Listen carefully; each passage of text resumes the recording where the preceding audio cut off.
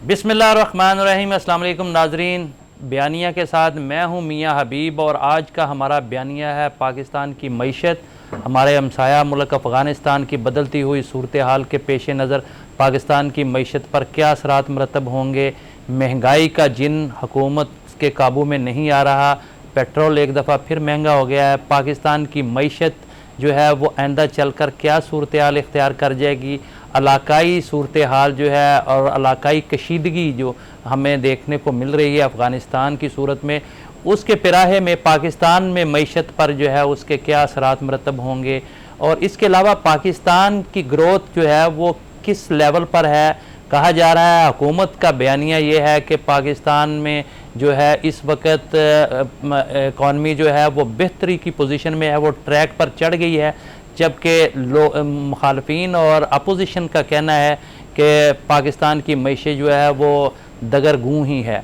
इस पर हम अपने माहिरीन से बात करेंगे। आज हमारे साथ स्टूडियो में तशरीफ़ रखते हैं डॉक्टर कैस असलम साहब, माहिर इक़्तिसादियात हैं, और जनाब मलिक मंजूर साहब इंडस्ट्रियलिस्ट हैं, फेडरेशन के अहदेदार हैं और शेखपुरा चैम्बर ऑफ कॉमर्स के साबिक़ प्रेसिडेंट हैं। इसके साथ ही इस्लामाबाद से हमारे साथ फ़ोन लाइन पर मौजूद होंगे प्रोफेसर डॉक्टर मोहम्मद खालिद साहब, माहिर इक़्तिसादियात हैं और बहुत से बैनुल अक़वामी इदारों के साथ सर्व कर चुके हैं। अफ़गानिस्तान में भी उन्होंने सर्व किया हुआ है। तो वेलकम जनाब। हम शुरू करते हैं डॉक्टर कैस असलम साहब से। डॉक्टर साहब, चूँकि मईशत पर हमेशा से जो है वो बड़ा सेंसिटिव चूँकि ये पोर्शन है, तो ज़रा सा भी अगर हालात ख़राब हों तो फौरी तौर पर जो है सरमायादार जो है वो इसका असर लेता है। और पाकिस्तान के हमसायों में अफ़गानिस्तान में पैदाशुदा सूरत हाल जो है वो हमेशा पाकिस्तान पर असरअंदाज होती है। तो बहुत सारे पहलू जो हैं वो डिस्कस हो रहे थे, तो मईशत को किसी ने डिस्कस नहीं किया। हालांकि सबसे सेंसिटिव एरिया जो है वो इकॉनमी है और अफ़गानिस्तान के हालात के साथ हमारी इकॉनमी जो है वो जुड़ी हुई है। तो आप इसको किस तरह से देखते हैं इस हालात के पिराहे में, और इस वक्त क्या स्टेटस है पाकिस्तान की इक़्तिसादियात का? शुक्रिया मियाँ साहब। बात ये है जी कि जो दूसरा सवाल है आपका वो दूसरे नंबर पे ही रखूँगा। पहला सवाल जो अफ़गानिस्तान के साथ है जी वो पहले रखूँगा। नेचुरली अफ़गानिस्तान की हालात जो हैं वो पहले भी संगीन थे, अब उससे ज़रा ज़्यादा संगीन हो गए हैं।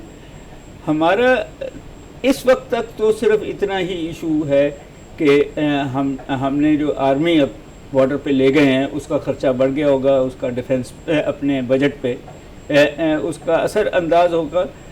अगर हमारे यहाँ अब फिर से आए वो रिफ्यूजीज जी, तो फिर हमें एक और लेवल पे, जिस तरह 3 मिलियन पहले हमने जो अब शायद कम होकर 2 मिलियन रह गए हैं, मगर उन पे खर्चा किए जा रहे हैं हम, तो ये नए जो हैं उन पे भी होगा। इन दी कॉन्टेक्स्ट जो हमारी इकोनॉमी है जिसकी आप बात कर रहे हैं, देखें बात ये है कि मैं इस इकोनॉमी को 2-3 और तरीक़ों से देखता हूँ। हमारी जो एग्जिस्टिंग इकोनॉमी है वो शायद सही है, गवर्नमेंट कह रही कि वो एक ख़ास लेवल पे ट्रेजेक्टरी पे चढ़ गई है, मगर वो सारी लेस वैल्यू एडिड एक्सपोर्ट्स हैं हमारी टेक्सटाइल्स की। 1% वर्ल्ड ट्रेड के अंदर उनका हिस्सा है जी। वो कितनी भी कामयाबी कर लें दुनिया की कवर की वजह से, तो वो चीज़ें उस लेवल पे नहीं गई हुई जिस लेवल पे हमें चले जाना चाहिए था। हमें अब वैल्यू एडिड गुड्स प्रोड्यूस करने चाहिए थे। उसके लिए शायद ना गवर्नमेंट ने ना प्राइवेट सेक्टर ने कुछ किया है। बट ये कहने की ज़रूरत है कि वो जो ऊपर के हमारे पॉपुलेशन के 20% लोग हैं वो कैपिटलिस्ट इकोनॉमी का हिस्सा हैं और वो उसमें कोई बहुत ज़्यादा प्रॉब्लम्स नहीं है, और कभी भी बहुत ज़्यादा प्रॉब्लम्स नहीं हुई थी। फियर था पॉलिटिकल, वो दूर हो गया है। मगर वो जो बाकी 80% है उसके अंदर पॉवर्टी तो शायद हमने कम कर ली हो ये ख़ास प्रोग्राम के तहत, बट हालात जो हैं वो लोअर मिडिल क्लास के कोई अच्छे नहीं हैं। अच्छा डॉक्टर साहब, ये बताइएगा कि जो हुकूमत दावे करती है कि इकॉनमी बेहतर हुई है, आप क्या समझते हैं कि वाकई कोई तब्दीली आई है? हुकूमत का जो इंडिकेटर 2 हैं, एक इंडिकेटर तो उनका जो टैक्स आता है वो है जी। तो अगर उनका टैक्स बढ़ना शुरू हुआ है, तो वो इंडिकेटर, वो डायरेक्ट हो या इनडायरेक्ट हो, तो उनका एक इंडिकेटर ये है। दूसरा इंडिकेटर उनका स्टैटिस्टिकल सर्वे और सेंट्रल बैंक हैं, वो मैंने आपसे पहले भी अर्ज़ की कि जो कैपिटलिस्ट इकोनॉमी है वहाँ से इंडिकेटर लेते हैं इन दी कॉन्टेक्स्ट जी। बट ये इररिस्पेक्टिवली हमारी इकोनॉमी जो भी उसके लवाजमात हैं वो सस्टेनेबल इसलिए नहीं है कि हम इकोनॉमिस्ट देखते हैं चार चीज़ों को, लैंड, लेबर, कैपिटल, एंटरप्रेन्योर। ये बेसिक फैक्टर्स ऑफ प्रोडक्शन है जो इकोनॉमी को चलाते हैं। हमारी लैंड की प्रोडक्टिविटी रीजन में सबसे लो है, हमारी लेबर की प्रोडक्टिविटी रीजन में सबसे लो है, हमारे पास ना फाइनेंशियल कैपिटल है ना टेक्नोलॉजिकल कैपिटल है, वो इंपोर्ट करते हैं दोनों। हम इंतज़ार कर रहे हैं कि फॉरेन इन्वेस्टमेंट्स आएँ जो कम हुई हैं अबाउट 39%। हम जो है चौथा जो है वो एंटरप्रेन्योरशिप है। हमारे पास हैं कुछ बहुत अच्छे इंटेलिजेंट प्रोग्रेसिव एंटरप्रेन्योर्स, मगर एसएमईज जो हैं उनको कोई मरातें, कोई उनकी लिंकेजेस नहीं हैं। सो इन दी कॉन्टेक्स्ट ये जो हमारी इकोनॉमी के चारों फैक्टर्स ऑफ प्रोडक्शन है वो कोई अच्छे skill based, organisational based, business based उस तरीके से नहीं है जी। गवर्नमेंट जो है वो इनडायरेक्ट टैक्सेस कम नहीं कर रही, वो पेट्रोल और गैस और डीजल पे और बिजली पे कम नहीं कर रही। तो जब कॉस्ट पुश इन्फ्लेशन होगी तो नेचुरली प्रॉफिट मार्जिन्स कम होंगे। तो इसलिए शायद उन्होंने जो मरातें दे दी टेक्सटाइल को और जो मरातें दे दी उसके साथ जो है हमारी कंस्ट्रक्शन इंडस्ट्री, जिससे स्टेबलाइज तो हो गई होगी इकोनॉमी बट सस्टेनेबल नहीं है। ठीक। डॉक्टर खालिद साहब, चूंकि आपने सर्व भी किया है अफगानिस्तान में, तो आप किस तरह से देखते हैं पाकिस्तान की इकोनॉमी को, किस तरह से रिलेट करते हैं अफगान इश्यूज के साथ? अफगान इशू के साथ अगर आप हिस्टोरिकली मियां साहब देखें तो हिस्टोरिकली पाकिस्तान उनके लिए एक अच्छी ट्रेडिंग हाउस के तौर पे काम कर रहा था, ये अगर हम तारीखी अंदाज में देखें। लेकिन अगर हम पिछले मुहाजिरीन का इन्फ्लक्स पाकिस्तान में आया, उसने पाकिस्तान की इकॉनमी को जो है ना बहुत ज्यादा उस पर असरअंदाज हुई, जिसमें मैं फॉर एग्जांपल ले लेता हूँ ट्रांसपोर्ट, पाकिस्तानी ट्रांसपोर्ट को जी। और टेम्परेरी उनको रजिस्ट्रेशन दे दी गई और उन्होंने बिल्कुल टेक ओवर कर लिया पाकिस्तानी ट्रांसपोर्ट सिस्टम।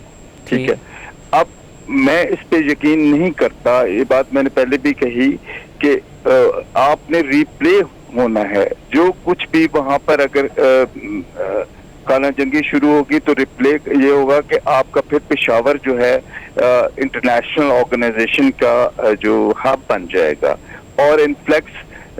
अच्छा, अब हम पता नहीं किस दुनिया में रहते हैं कि हमने अगर जो है ना वो फेंसिंग कर ली है तो हम रोक लेंगे, इन्फ्लेक्स को पाकिस्तान नहीं रोक सकता। ठीक है, पाकिस्तान अभी तक गवर्नमेंट इसको थियोरेटिकल तौर पे भी अभी इस पे डिबेट उसने नहीं शुरू की, और मेरा जो एक्सपीरियंस ये है कि ये मंथ्स की, मैक्सिमम मंथ्स की बात है। इसको आप ये कहें कि उनमें सेटलमेंट हो जाएगी।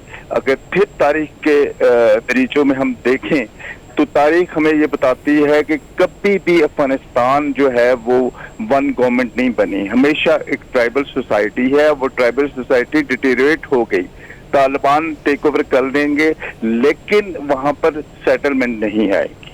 हाँ, अगर हम कोई मौजे की इंतजार में है कि वहाँ सेटलमेंट आ जाए तो फिर शायद इन्फ्लेक्स ना हो। अच्छा, चले डॉक्टर साहब इस पे बात हम करेंगे, यहाँ वक्त हुआ चाहता है कि छोटे से ब्रेक का, लेकिन ब्रेक के बाद जब अब हम वापस आएंगे तो क्या अगर वहाँ कोई अमन व अमान की सूरत हाल होती है, कोई सेटलमेंट हो जाती है, तो पाकिस्तान को भी वहाँ कोई कंट्रैक्ट मिलने के इम्कानात हैं? इस पर बात करेंगे नाज़रीन थोड़ी देर बाद, फिर आपकी खिदमत में हाजिर हैं। वक्त हुआ है छोटे से ब्रेक का।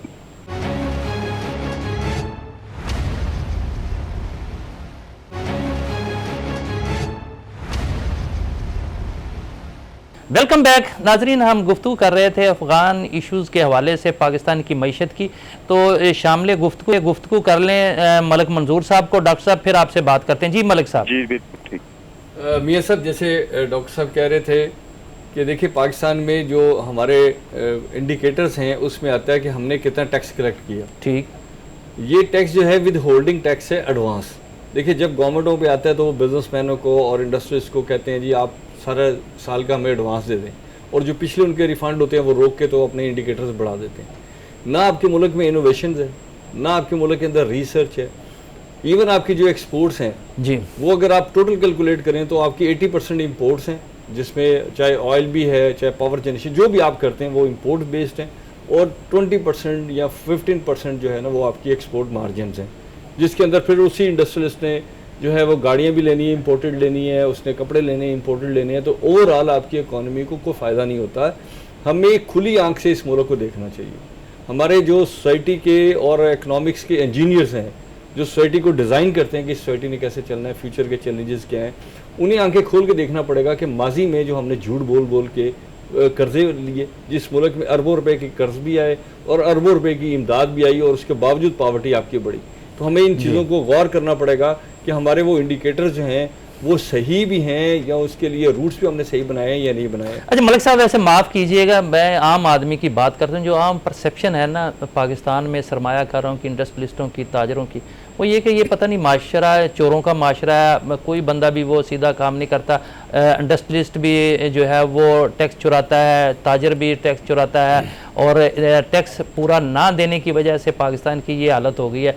और दूसरी तरफ ये कहा जाता है जी कि पाकिस्तान की जो मशीनरी है, इंतज़ामी मशीनरी, वो मजबूर करती है कि वो टैक्स पूरा ना दिया जाए, उनके जेब भरे जाएं। तो किस तरह से बेहतरी आ जाएगी? ये सब इसका तरीका ये है कि आप दुनिया भर में वॉर स्ट्रेटेजी जैसे बनाते हैं, आप नक्शा रख के देखें कि आपके मुल्क के कौन से वो SOPs हैं। जैसे मैंने कहा कि बार बार कहा जाता है कि जी हम जो है ना वो आदमी को माइनस करेंगे, सिस्टम डेवलप करेंगे, लेकिन होता क्या है कि आप आदमी का प्रेशर बिल्ड करते हैं, आप ऐसे लॉस बनाते हैं जिसकी वजह से जो उनके साथ अंडर कनेक्टेड है ना जी, वो तो सर्वाइव करता है, आपको नजर आता है, उसकी ग्रोथ आपको लगता है कि हाज़ा मिन फजल रब्बी है, और बाकियों की ग्रोथ जो है वो माइनस की तरफ चली जाती है।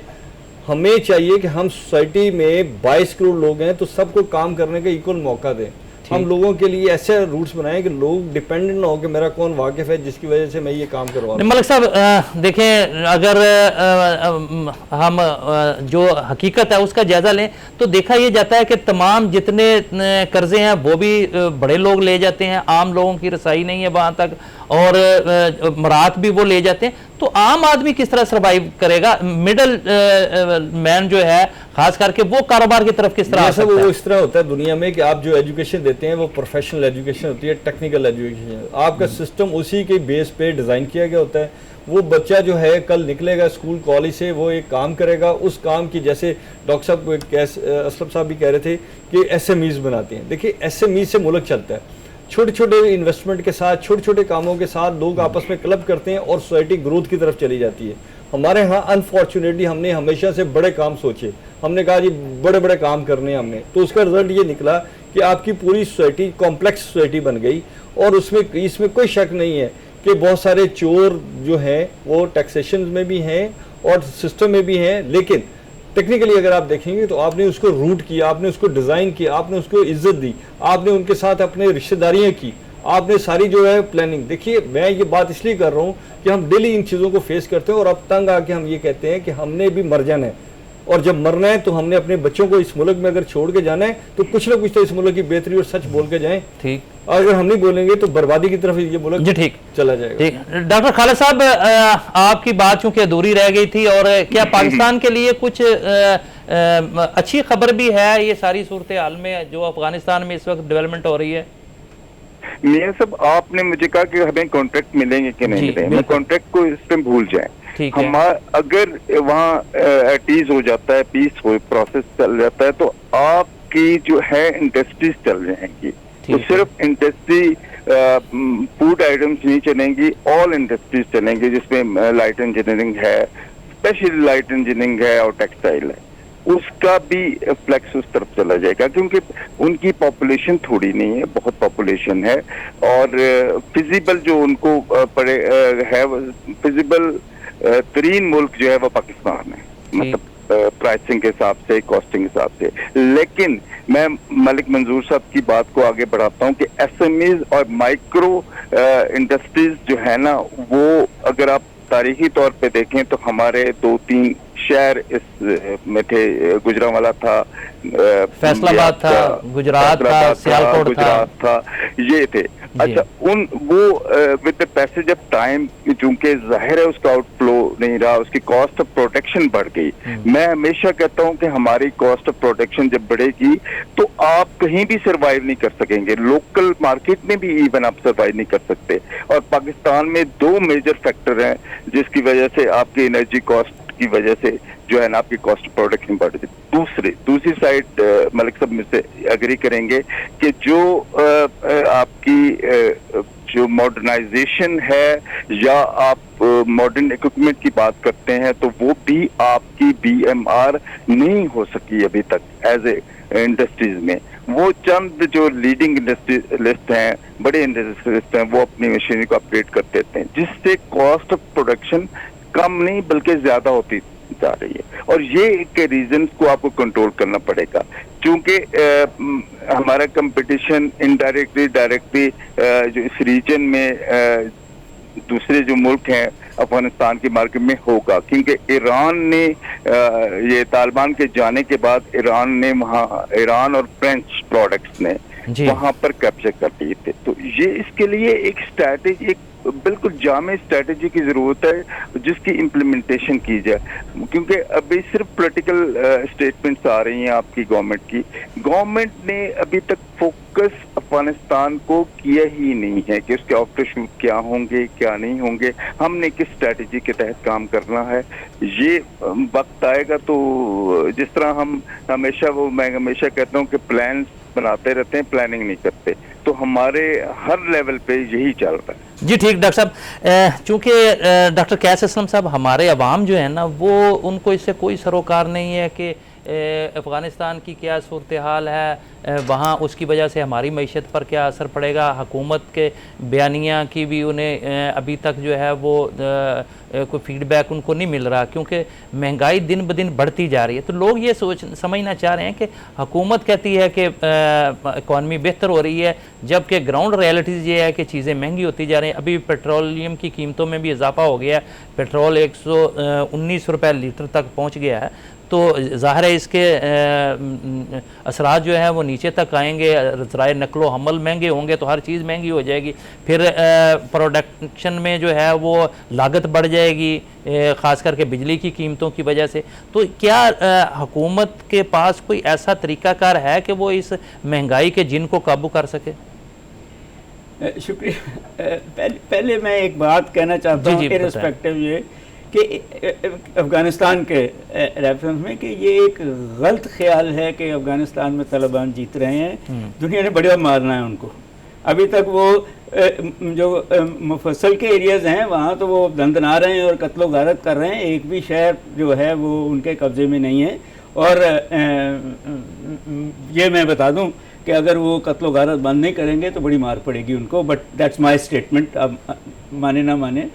दूसरी बात ये है जी जो आप कह रहे हैं कि देखें मेरा अपना जो एक व्यू है कि इर्रेस्पेक्टिव ऑफ आवर गवर्नमेंट्स, ये हुकूमत समेत यहाँ मैं अगेन एक बड़ा ज़ालिमाना स्टेटमेंट देने लगा हूँ, स्लेव सोसाइटी बिल्ड करना चाहते हैं कि वो जो ऊपर के 5% हैं जो 95% यहाँ के असासों पे कब्जा किए हुए हैं और इर्रेस्पेक्टिवली अपने लोग इस पार्लियामेंट में, इन सारी पार्लियामेंट्स में या मिलिट्री के थ्रू हुकूमत को जारी रखते हैं। वो बाकी जो लोग हैं जो इस मुल्क की 95% आबादी है जो सिर्फ 5% असासों के मालिक हैं, उनको इससे भी कम करना चाह रहे हैं। ये सारी पॉलिसीज़ वहाँ तक है जिसको हम कहते हैं कि हमारी इकॉनमी बेहतर हो रही है, ये उन्हीं 5, 10, 15% लोगों की इकॉनमी बेहतर हो रही है। लोग जो गुर्बत में जा रहे हैं, चीज़ें महंगी की जा रही हैं, तेल महंगा किया जा रहा है, बिजली महंगी की जा रही है, कॉस्ट पुश इन्फ्लेशन है। ये है ही इस तरफ के लोग हार मान के अपने आप को ग़ुलामी में चले जाएं और इस 20,000 रुपये जो अनाउंस किए है गवर्नमेंट ने बेसिक पे, इससे भी आधी जो अभी भी कर रहे हैं, आधी पे रोज़गार मांगें। और ये भी बता दूं आपको कि अगर हमारे इंडस्ट्रियलिस्ट जो उनको करना चाहिए रोबोटिक्स पे चले गए अपनी इंडस्ट्री पे, तो देखिए भूख क्या होती है, और देखिएगा कि अफगानिस्तान का जो खाना जंगी का असर यहाँ कैसे आता है। ये हुकूमत को पता होना चाहिए कि यहाँ भी वो असर उसी तरह आएगा अगर हमने लोगों को रोज़गार ना दिया, लोगों को जो है 1,000 रुपये से ऊपर आमदनी के मौके नहीं दिए और लिंक नहीं किया उसको इंटरनेशनल मार्केट से। चीज़ें इतनी अच्छी नहीं हैं जितनी हुकूमत समझ रही है, but in the end of things उनके दोस्त जो हैं, उनके जो इन्वेस्टर्स हैं, उनके वो प्रॉफिट बना रहे हैं। जो आपने कहा ना महंगाई, उस महंगाई के बारे में एक बात और कह दूं कि हम सब आवाम को देख के हम डिमांड साइड देखते हैं और हम कहते हैं कि जी महंगाई होगी, बहुत बुरी बात हुई। सप्लाई साइड के लिए महंगाई तो अच्छी होती है, as price rise supply rises. So ये कॉन्सेप्ट जो है ये इतना किया हुआ है कि लोगों को हम खास प्रोग्राम से खाना तो दे देंगे, बाकी तो हम सारी मरात मिडिल क्लास को लूट के अपर क्लास को देनी है, जिस पे ये इकॉनमी चल रही है। तो जितना भी आप फिक्र कर रहे हैं वो आप करते रहेंगे, लोगों का हाल कोई इतना बुरा अच्छा नहीं होगा जब तक आप serious institutional reforms, serious legal reforms, serious economic reforms, और जो मलिक साहब ने कहा है कि educational seriously skill based education जब तक नहीं देंगे, 20 साल में जाके चाइना ने 36 साल लिए पॉवर्टी को दूर करते हुए, आपने तो 1 साल में आप समझते हैं चीजें ठीक हो जाएंगी। जी बिल्कुल दुरुस्त कहा डॉक्टर साहब, बहुत कुछ करने की ज़रूरत है, लेकिन शायद हमारी डायरेक्शन ही उस तरफ नहीं है। दुनिया ने जहाँ भी तरक्की हुई है स्किल्ड वर्कर हमारे अपर क्लास हमारे हुक्मरान ऐश कर रहे हैं। जी बिल्कुल दुरुस्त कहा, मुफ्त चीजें मिलती हैं। डॉक्टर साहब यहाँ वक्त हुआ यहाँ एक छोटे से कमर्शियल ब्रेक का, हमारे साथ रहिएगा।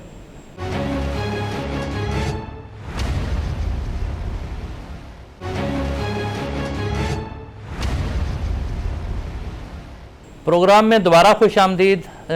मलिक मंजूर साहब, क्या सी पैक पर भी इसके कोई असरात मरतब होंगे जो जिस तरफ हमारे हमसाया मुल्क में जो सूरत हाल डेवलप हो रही है? अपना मियाँ साहब, बात ये है कि सी पैक है क्या? सी पैक चाइना का वो एक रूट है जिससे उसने पूरी दुनिया के लिए अपनी एक एक्सेस बनाई है ज़मीनी रास्तों से। ठीक है, उसमें से अफ़गानिस्तान से भी वो सेंट्रल स्टेट्स की तरफ जाते हैं और इधर भी पाकिस्तान से भी वो यूरोप और उसकी तरफ जाते हैं। देखिए ये सारी चीज़ें इंटरलिंक्ड हैं। पाकिस्तान को उस वक्त फ़ायदा होता है जो पाकिस्तान वाले अपनी इंडस्ट्री के लोगों को प्रिपेयर करते उस सी पैक के बेनिफिट के साथ कि हमें खुद कितनी एक्सपोर्ट्स करनी है, हमने किन चीज़ों की एक्सपोर्ट करनी है। और डॉक्टर साहब ने जैसे कहा कि वैल्यू एडिशन क्या करना है, हमने उसके ऊपर कोई काम नहीं किया, स्किल लेबर ही बनाई। आप आज भी चले जाएँ गलगित बल्दिस्तान की तरफ जाके देखें कि जो नेबरिंग कंट्री के लोग हैं वो वहाँ आके काम करते हैं और 70% जो रॉ मटेरियल निकलता है वो लेके जाते हैं, 30% आपको देते हैं। ना आपने उसके लिए मार्केट इस्टेब्लिश की, ना आपने लोगों की क्वालिटी के लिए काम किया, ना आपने वहाँ पे लेबॉर्ट्रीज बनाई, ना उसकी टेस्टिंग अवेलेबल है। तो रिज़ल्ट क्या निकलता है कि वो सारा उनको भेज देते हैं और 5 से 10% में पैसे लेके खुश हो रहे हैं। देखिए हमें अपनी इकॉनमी का मॉडल में भी और सी पैक के मॉडल में स्पेशली ये देखना पड़ेगा कि दुनिया एक ग्लोबल विलेज की तरफ जा रही है।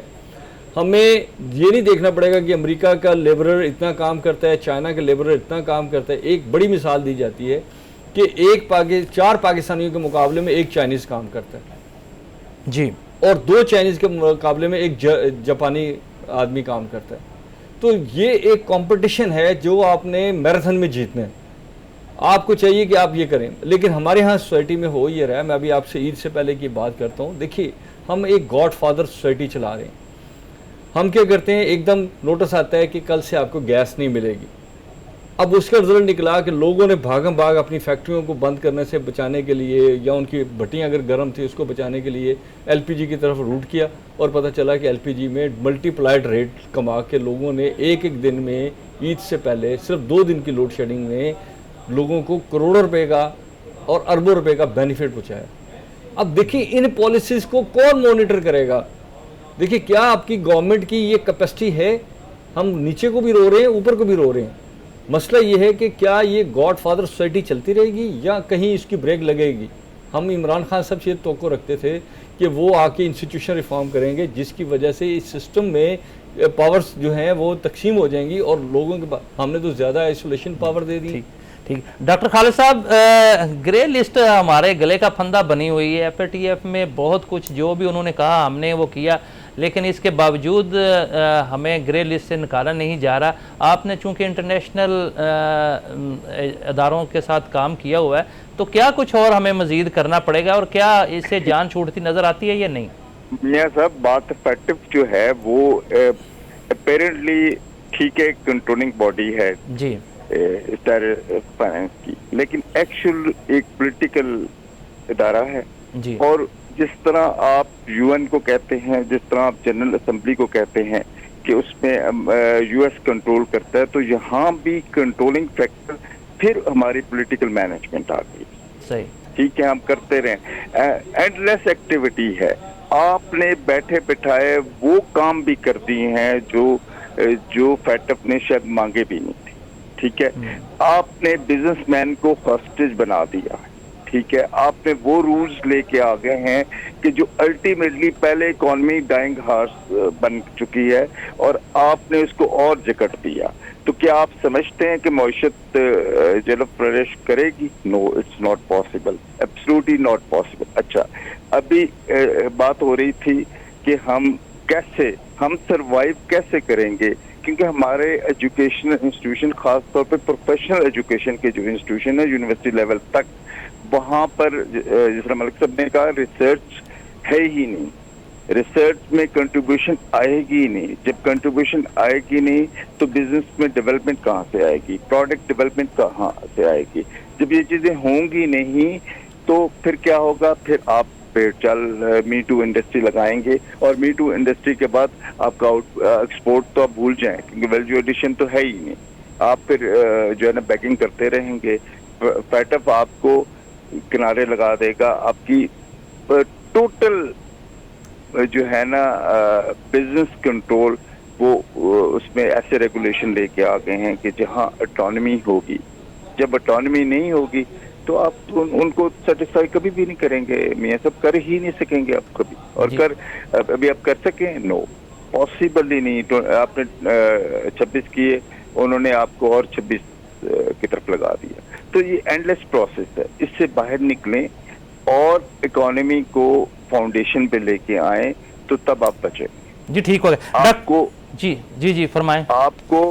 आपको जो है ना प्लानिंग में भी और फाइनेंस में भी जो है ना कॉम्पिटेंट फाइनेंस मिनिस्टर चाहिए, बैंकर नहीं चाहिए। ठीक हो गया जी। डॉक्टर कैस साहब, हुकूमत पाकिस्तान ने बहुत सारे शोबों में जो है वो बड़ी सहूलतें दी हैं इस बजट में, ख़ास करके हमारी जो ऑटोमोबाइल्स इंडस्ट्री है उसमें कर्ज़े की शरह कम की है, और उसके अलावा कंस्ट्रक्शन में घरों के लिए जो है वो कर्ज़े फराहम करने के लिए बाकायदा बैंकों को जो है हदायत जारी की गई और उनको लिए परसेंटेज मुकर्रर कर दी कि इतनी परसेंट जो है वो आपने कर्ज़े देने हैं।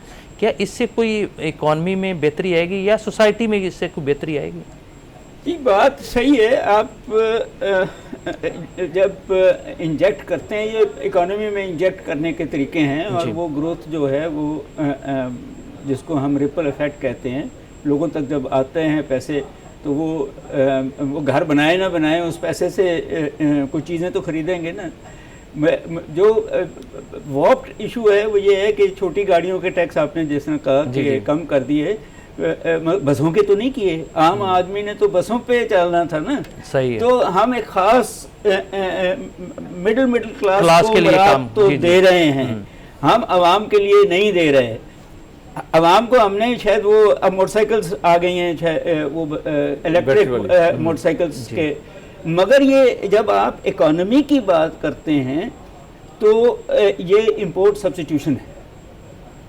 और जो थ्योरी है वो ये कहती है कि इंपोर्ट सब्स्टिट्यूशन जो है वो एक्सपोर्टेबल आइटम से रिसोर्सेज निकाल के अपने घर में खर्च करती है, वो भी एम्प्लॉयमेंट जनरेट करती है, वो भी प्रोडक्शन करती है, ग्रोथ करती है, बट लेस एफिशिएंट होती है आपकी वो जो डॉलर कमाएगी, वो जो चीन और अमेरिका से करेगी। But at the same time मुझे इस बजट को मैं सिर्फ तारीफ इसलिए करता हूँ कि ये ग्रोथ ओरिएंटेड है, मगर इसके मरात 2-3 साल से पहले नहीं नज़र आएंगे, क्योंकि नई फैक्ट्रियाँ लगनी है, नए रीस्ट्रक्चरिंग होनी है। बट वो जो लोगों को पैसा मिल रहा है, अगर उससे वो घर खरीदेंगे तो बहुत अच्छी बात है, और अगर वो छोटी गाड़ियाँ ख़रीद सकेंगे तो वो बहुत अच्छी बात है। इन दी कॉन्टेक्स्ट शहरों की पॉपुलेशन को फ़ायदा हो जाएगा। बट वो जो हम ओवरऑल स्ट्रक्चर इकोनॉमी की बात कर रहे हैं वो दो हिस्सों में ही जाएगा कि एक तरफ एफ्लुएंस बढ़ती जाएगी और दूसरी तरफ पॉवर्टी बढ़ती जाएगी। मलक मंजूर साहब, एक तरफ हम जो है वो गाड़ियाँ बड़ी तादाद में बना रहे हैं और लोगों को कर्जे देकर कहते हैं गाड़ियाँ ख़रीदें, दूसरी तरफ पेट्रोल की कीमतों में बहुत ज़्यादा इजाफा होता जा रहा है। क्या इससे जो है वो मज़ीद लोगों पर बोझ नहीं पड़ेगा? ये सब दुनिया में होता ये है कि आप देखते हैं कि आपके पास कौन से रिसोर्स हैं जी, फिर उन रिसोर्स के मुताबिक आप अपने आप को रीडिज़ाइन करते हैं। देखिए पाकिस्तान में अनफॉर्चुनेटली गवर्नमेंट को हर वक्त यही होता है कि लोगों से पैसा कैसे निकाला जा सकता है या उनसे एडवांसेस कैसे लिए जा सकते हैं, और फिर उसके अंदर बहुत सारे और लोगों के फैक्टर्स आ जाते हैं। पाकिस्तान का मसला ये है कि प्रोडक्शन से महंगाई को कंट्रोल किया जाता है। डॉक्टर साहब बैठे हैं उधर भी, डॉक्टर खालिद भी हमारे दोस्त हैं। आप प्रोडक्शन तो होने नहीं देते।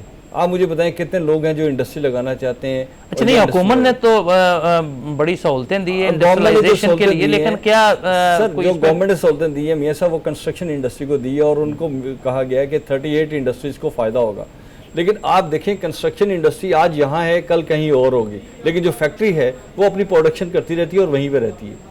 हमें चाहिए कि हम लोगों की माइग्रेशन और कितने लोगों को हमने इन्वॉल्व नहीं। जो मलिक साहब आप बात कर रहे हैं, क्या मुल्क में कोई नई फैक्ट्री नहीं लग रही, कोई इंडस्ट्री नहीं, कोई तो लगे ही। डॉक्टर साहब भी इस बात के गवाह हैं। देखिए 22-24 करोड़ लोगों का मुल्क है, ये नहीं कहा जा सकता कि कोई इंडस्ट्री लगे। हम तो कहते हैं कि जो ओवरऑल देखें, हम मुल्क की इकोनॉमी की बात कर रहे हैं, लोगों की पॉवर्टी से निकलने की बात कर रहे हैं, हम लोगों की जो है अपने आप को इंटरनेशनली सॉवरेन कंट्री के तौर पे देखना चाहते हैं। हम चाहते हैं कि हमारे लोग पढ़ लिख के एजुकेटेड होकर गवर्नमेंट और दुनिया के साथ डायलॉग कर सकें और अपनी जो क्रेडिबिलिटी है उसको मनवा सकें।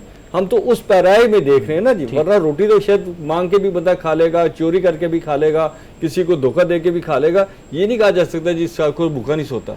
जी डॉक्टर खालिद साहब, चूँकि आप प्रोफेसर भी हैं, मुख्तलिफ अदारों में आपने काम भी किया है, बहुत सारी पाकिस्तान की चीज़ों को आप समझते भी हैं, ये बताएं रिवाइवल ऑफ इकॉनमी के लिए क्या सजेशंस हैं आपके पास? रिवाइवल ऑफ इकोनॉमी के लिए सबसे पहले तो मैं ये कहूँगा कि गवर्नमेंट को अपना एक्सपेंस रिड्यूस करना चाहिए जी, क्योंकि बजटरी जो खसारा है जी वो किसी मासेस की वजह से नहीं है, वो गवर्नमेंट हुकूमत वक्त की है।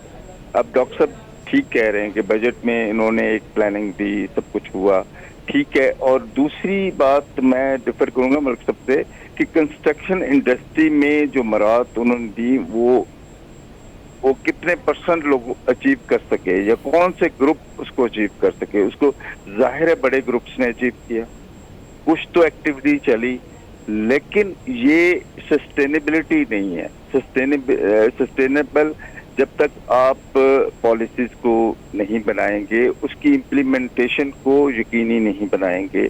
आप ठीक है, आप लोन्स दे रहे हैं, इंडिविजुअल आप घरों के लिए लोन दे रहे हैं, जिस डॉक्टर साहब ने कहा, डॉक्टर सुंदर ने, कि कुछ तो होगा, घर नहीं वो बनाएगा। बात यह है कि नॉन डेवलपमेंट एक्सपेंसेस के लिए लोन चाहिए। No, this is not the question. जब तक आप वो जो फाइनेंसिंग है उसको प्रोटेक्टिव नहीं बनाएंगे किसी भी सूरत में, तो इकोनॉमी में कंट्रीब्यूशन हो ही नहीं सकती। दुनिया ने जो तरक्की की है ना, उसने कंट्रीब्यूटिव फैक्टर्स इन्वॉल्व किए, डेवलपमेंट फैक्टर्स इन्वॉल्व की हैं। अगर आपने फाइनेंसिंग की है तो उसकी आउटपुट क्या आ गई, आउटपुट कितनी आ गई, ये आउटपुट इनपुट आउटपुट एनालिसिस जब तक आप नहीं करेंगे, आप इकोनॉमी को रिवाइव कहाँ से कर सकेंगे? तो ये जो डॉक्टर साहब आप दुरुस्त कहते हैं, लेकिन मेरा ख्याल है कि चूंकि पाकिस्तान एक ज़री मुल्क है, अगर हम अपनी ज़राअत पर तवज्जो दें, हम उसकी प्रोडक्शन को बढ़ा लें और जितनी चीज़ें हम जो है वो बाहर से मंगवाते हैं उसमें अगर कमी ले आएँ और अपनी एक्सपोर्ट को थोड़ा सा बढ़ा लें। और जिन मुल्कों ने तरक्की की है, हमारे पास चाइना की मिसाल मौजूद है, उन्होंने स्मॉल बिज़नेस को या स्मॉल इंडस्ट्री को फ़रोग दिया। और सबसे बढ़कर पाकिस्तान के पास बहुत ज़्यादा नौजवानों की अफरादी क़ुव्वत है। अगर हम अपनी आबादी का 1 या 2% जो है उसको स्किल्ड वर्कर के तौर पर इस्टेब्लिश कर लें, और उनको एक आध गैर मुल्की ज़ुबान सिखा दें तो मेरा ख्याल है बहुत ज़्यादा ज़र मुबादला भी कमा सकते हैं और हम जो है वो एक स्किल्ड वर्कर्स की फ़ौज भी पैदा कर सकते हैं। बहुत सारी चीज़ें जो हैं बुनियादी तौर पर पाकिस्तान को जो है वो अपने हालात के मुताबिक जो है वो इस्टेब्लिश करने की ज़रूरत है, ना कि बैनुल-अक़वामी अदारों की जो है वो डायरेक्शन पर जो है हमें काम करने की ज़रूरत है। नाज़रीन, आपने हमारे तज्ज़ियाकारों की और माहिरीन इक़्तिसादियात की गुफ्तगू सुनी और यकीनी तौर पर आपने उनकी गुफ्तगू से कोई बेहतर नतीजा अख़ज़ किया होगा। हमें इस वक्त पाकिस्तान में जो है तमाम लोगों को मिलकर पाकिस्तान को बहरान से निकालने की ज़रूरत है और ये सिर्फ़ इक़्तिसादी बहरान नहीं, हमारे अखलाकी बहरान भी है, हमारा इंतज़ामी बहरान भी है, हमारा सियासी बहरान भी है। तो ये माशरा जब तक मिलजुल कर एक्टिविटी नहीं करता, जब तक वो मिलकर जो है वो मसाइल से निपटने की कोशिश नहीं कर सकता, उस वक्त तक बेहतरी नहीं आती। इन्हीं अल्फाज के साथ आपसे इजाज़त चाहेंगे। अपना बहुत सारा ख्याल रखिएगा। शब ब खैर।